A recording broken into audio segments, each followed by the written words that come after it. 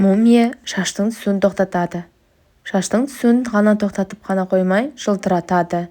Шаштың түсуіне бір емес бірнеше жағдайлар әсер етеді. Сіздермен бірге пайдалы кеңестер арнасы. Құрметті оқырман, арнамызға жазылып, арнамыздағы жаңалықтардан қапы қалмас үшін қоңырауша батырмасын басып қоюларыңызды сұраймыз.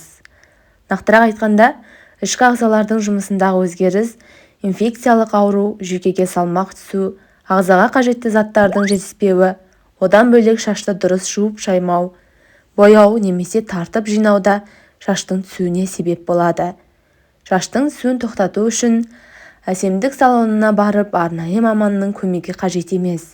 Үйде де өз бетіңізше ем жасап шашыңызға күтім жасауға әрі емдеуге мүмкіндігіңіз бар.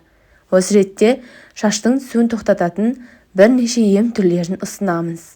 Мумия органикалық қышқылға, амин қышқылына 60-қа жуық микроэлементтерге, алкалоид пен флавоноидқа бай мумияның емдік қасиеті орасан. Бүгін тек қана шаштың саулығына қолдану әдісін айтамыз. 4 грамм мумияны 20-30 мл жылы қалақай тамырының қайнатпасына саласыз. Оның үстіне 100 грамм сусабынды араластырып, шашыңыздың түбіне жағыңыз. 3-5 минуттан соң шашыңызды жылы сумен шаясыз. Мумия жұқа шашқа көлем береді, түбін қатайтып, қайратты болып өсуіне ықпал етеді. Оған қоса шашты өсіреді, сынғыштығын тоқтатады, құрғақтылығынан және майлылығынан арылады. Шашыңызды жылтыратып, табиғи түсін қалпына келтіреді.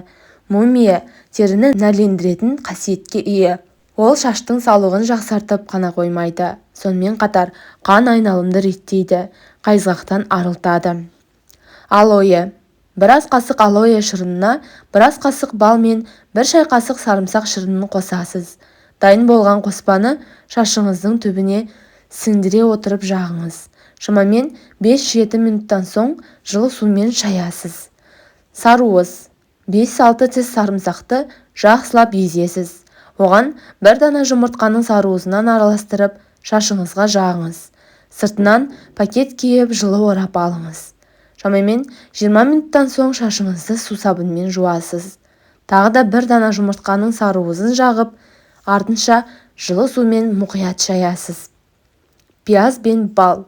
Шаштың саулығын сақтап, тез өсуін қаласаңыз, 5 ас қасық пияз шырыны мен 1 ас қасық балды араластырып, шашыңыздың түбіне жағыңыз.